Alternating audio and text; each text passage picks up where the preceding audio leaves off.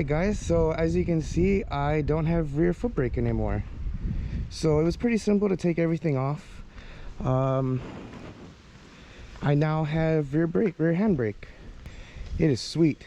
As you can see, I can pull it as hard as I can and it's not going to come near that, and this is all the way in. So what I ended up doing was, on this side there's the ABS pump, so it goes from the master to the pump to the caliper, and it does that for front and rear. So I noticed that because maybe the extended lines or whatever, it was real squishy. It just didn't really have any feel. Like the rear brake, it was either nothing or it just locked up. So I got a brand new line for the front, and so I'm running the stock master stock caliper still, and then the rear is an aftermarket line as well, the HC1 master, which runs through the bike down through the same location that it originally did, and to the stock caliper. So you can see I still have the ABS lines even in the front. You know, there wasn't really any reason, I didn't want to cut it, and it goes all the way to the front. So this is all one piece. Not only is this the ABS, but it's also a dust cover for the front and back.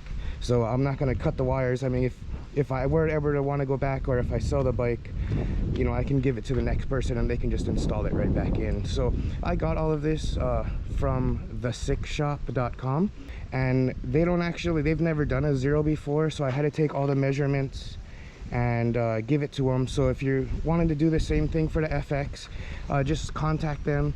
They're gonna have all the specs already, and all the measurements I gave them is correct. The only thing I would mention to them is this one, instead of being flat, it needs to be flared out, because the only way I was able to bleed this was I had to take this off, move it, and then bleed it, and then put that back in. So you can see the brake fluid I use is the Motul 600, as well as the syringe. And so what do is you crack the line at the top over here, and you fill in fluid with the syringe up to the top. After you see multiple drips of fluid, go ahead and tighten up the bottom, and then you tighten the top, and then you bleed it like normal. So you would hold the brake, crack the line, and then turn it back and then release. Do that a couple times and then you're bled. So it was real simple. You know, maybe it took me the whole process took me about 3 hours. Also, what I've done is, because I'm going to be riding this off-road so much, what I ended up doing when I rode this past weekend is I made a little cut right here so that I could pull the wires through, because otherwise you got to disassemble this whole underneath panel, pull the seat off to unplug it, so that I could pull it out. So now I can easily get these from here back into the stock location if I ever were to need to. But how I have them mounted now, these are the LED ones, is at an angle pointing down, so if I were ever to crash, you know, it would hit this and it shouldn't break. Show you what that looks like. I'll just put the hazards on. So you can see, you know, obviously it's not real directional, like not far left and not far right, but enough to where you should be able to see which direction I'm wanting to go. So the plan today, it's a beautiful day today. One of the few times where it's so beautiful. So we're gonna be meeting up Tyler and Ryan. So Tyler just got a Grom. Ryan sold his Yamaha MT-07, and he just got a KTM 350 Supermoto. We're gonna be hanging out. We're gonna go for a ride in a little bit. But yeah, the brake feel is amazing. The front, gotta do a little bit better, I think, on the bleeding. I mean, it feels just as good as stock, and it will lock up. The rear, so one finger, I can lock it now. So wheelies are gonna be very, very easy. The only thing with this modification is, online it said that there was an area where you could hook a brake light up to this, you know, the sensor, but there's nothing there. There's no way to hook anything up to it. So unfortunately I did lose my rear brake light, but I still have my front right here. So if I come to a stop, I just got to remember just to pull in the front brake, even if I'm not going to be using it a lot. Just pull it in so that I let the people behind me know that I have, just so that the people behind me realize that I'm slowing down or coming to a stop. But I'm super stoked with it. I can pretty much 1 or 2 finger pull the brake in, or you know, full hand if I really wanted to. But the modulation is just so much better, and anything with your hands is so much better modulation. But here, like, look for a brake. Stop it. So the front is still a little mushy, but I'll get that taken care of here with riding. You know, you can see the window here. But yeah, we'll ride for a bit, and then I'll go ahead and I'll check just to make sure the air bubbles are coming out. But yeah, like I was saying, because I had to move the line out after I bled it, it like leaked a bunch of fluid, so that was the only problem.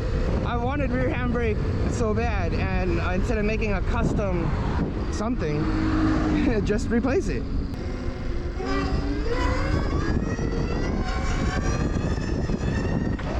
Alright, well, I need a little bit of practice. My my throttle.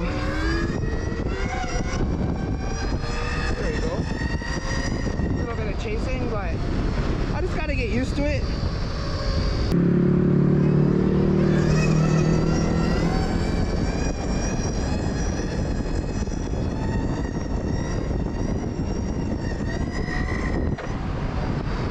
A little bit hard to turn. Alright, let's go for a stand-up.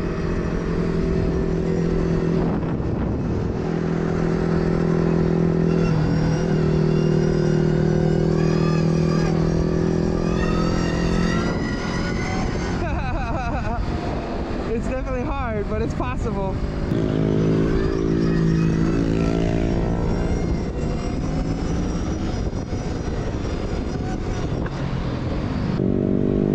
Alright, let's do this whole thing.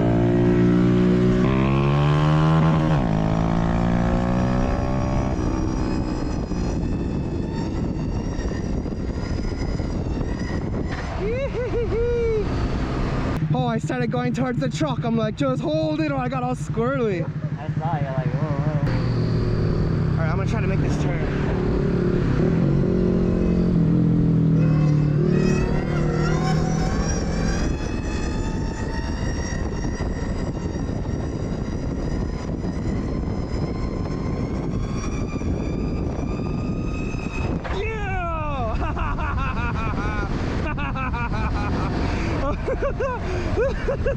That was scary.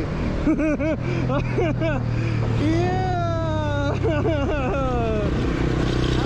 Woo. All right, let's see him pop it. Pop it.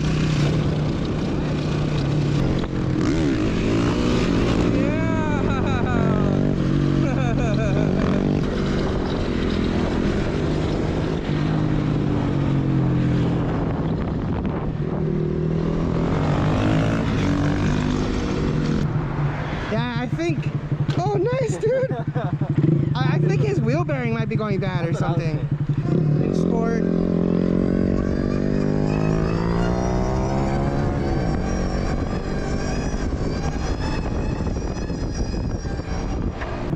That's massive stair set.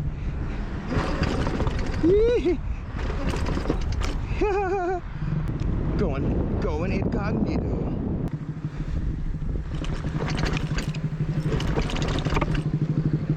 Alright, here we go.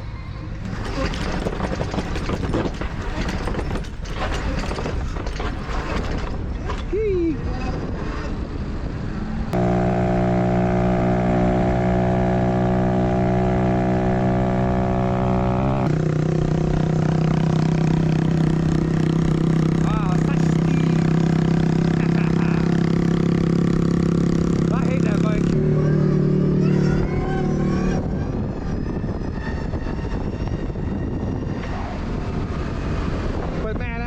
Progression day. I'll tell you what, I can't wait to add, you know, 10 more hours to practicing wheelies, and I'm pretty confident that I'll be a lot more consistent. 31.6 miles, 43% battery. So I would probably hooning around